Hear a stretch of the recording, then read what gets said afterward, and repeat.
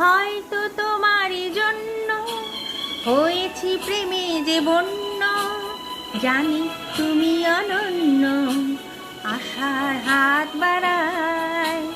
যদি কখনো একান্তে চেয়েছি তোমায় জানতে, শুরু থেকে শেষ প্রান্তে ছুটে ছুটে গেছি তাই।